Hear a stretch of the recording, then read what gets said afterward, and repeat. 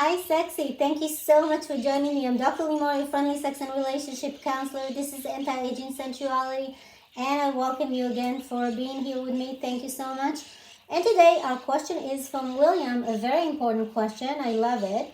And the question has to do with how should we think about the interplay between mood and sexuality? How can all the burdens of our 40s and 50s be eliminated, and how do they affect mood, and how can we eliminate them essentially to not interfere with our sexuality and sensuality and relationship and intimacy in our relationship. So thank you so much for touching this very important topic, William, because it affects many couples, and I want to emphasize a few points in particular to men because it is a man asking, and I find that this is not being talked about enough.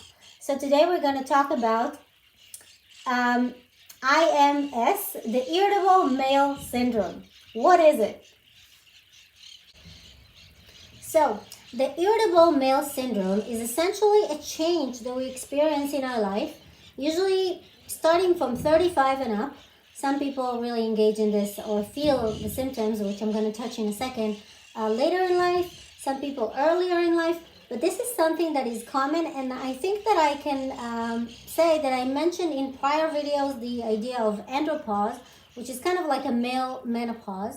And this has to do with this, but not in particular just andropause. I want to really relate to the irritable male syndrome because it's something that many people are not even aware that it exists. So the causes could be hormonal fluctuations, obviously after a certain age, and it can change from one man to another. After a certain age, the stocks of testosterone in our body kind of decline.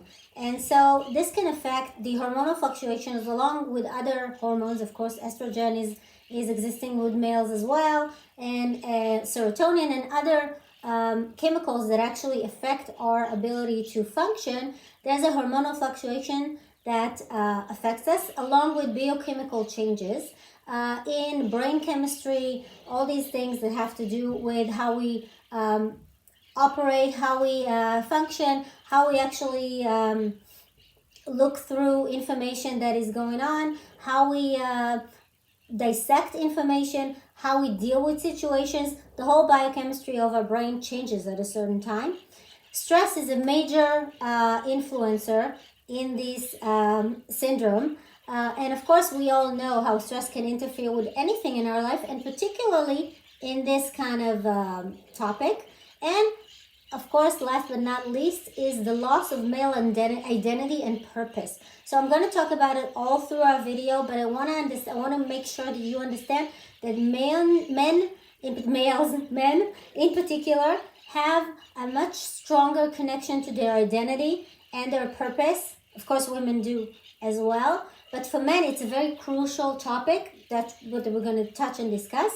And what are the symptoms of this syndrome? They can be hypersensitivity, they can be anxiety, frustration, and of course, anger, which is kind of indicated by the name of the syndrome. So what do we do with it, and how do we touch all the reasons that we deal with this irritable male syndrome? So I touched serotonin, which is, as people say, the male hormone of bliss. Obviously, it's a hormone that women have as well and experience, and it affects them in a similar manner. But for men, it's a very important hormone or a neurotransmitter. It doesn't matter how you relate to it. That affects our mood and the fact that we are either happy or not so happy, not to say sad. So the idea behind, we don't even realize how we can affect the stream of serotonin in our body. And one of the mistakes that is very common for our new era of working out, consuming a lot of protein, reducing to a minimum or even eliminating all the carbs from our diet, these kind of diets actually affect the release of serotonin and makes us irritable. These diets make us irritable, and the lack of carbs, obviously I'm talking about healthy carbs, not empty carbs, but the lack of carbs actually affect us to a degree that we're not even aware of how irritable we are. And this is something that we need to pay attention to. But it's not only stress or the lack of carbs in our diet. Essentially, what causes us distress could be anything that is a change. Now, for males or for men, essentially any change can be a cause of stress and the release of fight or flight response. We're not even sometimes aware that we are in this situation, in this parasympathetic response that we want to engage in, but we are essentially in the fight or flight response, in the sympathetic response. So we want to engage in the relaxation mode, in the kind of keeping ourselves in check mode, but sometimes because of lack of carbs, because of amplifying stress, because of all these situations, life situations, we're actually caught up in the fight or flight response, which can create a very down spiral hole, and that is very difficult to come out of. As I mentioned, purpose is very important. So sometimes when we feel we don't have a meaningful purpose, in other words, it could be I'm the main provider for our home. I take care of everything around the house. I fix things. I bring calmness and serenity to our home environment. I take care of certain things. All of a sudden, I don't have this purpose. This can eliminate stocks of testosterone. We're not even aware how it interferes with our biochemistry. So this is something to pay attention to. And additionally, I want to say that for men, and this is also a very cultural thing, for men, sadness is not manly. It's much more typical of anything manly to be angry. And this is not a decision that we're making. This is how we were programmed. This is innate. This is something that is not even noticeable. We do it unconsciously. And the idea of being angry is kind of a channel to eliminate the idea of being sad or being purposeless or being depressed. So this is another point to take into account. So how do we solve this? First of all, acknowledgement that we do have an issue. I don't know if you want to call it male irritable syndrome or anything at all that has to do with the change or our burdens. How do they affect our relationship and our sexuality or sensuality or intimate exchange? The fact that we are acknowledging this and that we are aware of it is already the first step and a very important step, because that means that we are aiming to do something about it and to actually address it. And that's the number one step.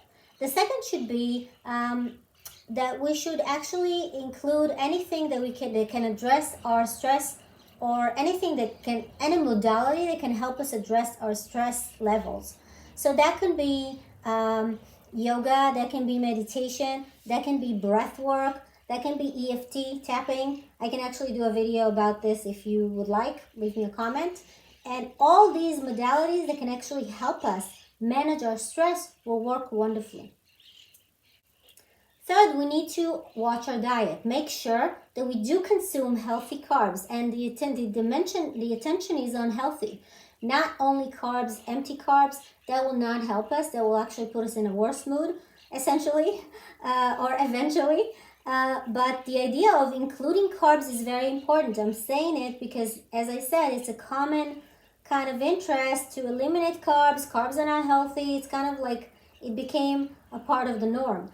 And a lot of protein. And protein is not necessarily, it has a limit to how it does good for us, and eventually it does the worst. It does the opposite. So you can really pay attention, you should really pay attention to how much and the portions. That's a very important thing to pay attention to. And finally, last but not least, of course, we need to find a purpose. Now, this purpose has to do with us, but it should be involving our partner. Not to say that any purpose that we have in life should involve our partner, but if it is a purpose that we find all anew at a certain time and a certain age, we should try to involve our partner. And that could be not necessarily in the practice of the purpose that we have, whatever it is, but in the acceptance of our partner, of the acceptance that our partner shows us in accepting this kind of purpose and praising it and feeling good about it and allowing the time that you need for this purpose. These are a lot of factors that we need to take into account when we find a new purpose. that shouldn't kind of intervene with delicate balance of a relationship. And I want you to pay attention to the fact that intimacy and relationship and sexuality and sensuality are on a very delicate balance, as I said. Sometimes we're not aware that it's very fragile, and we should pay attention to the fragility of it, because it is so. And the fact that we are aware that we need to maintain something as a couple, including finding this purpose and making some meaning to our lives, we should maintain what we do have and kind of allow it as a leverage to bring us forward. So hopefully this answers your question. This was a wonderful question, and thank you so much for these questions. Keep sending them. I love them, and I'm going to address all of them, I promise. And until then, stay sexy and subscribe. I look forward to seeing you again soon. Bye-bye.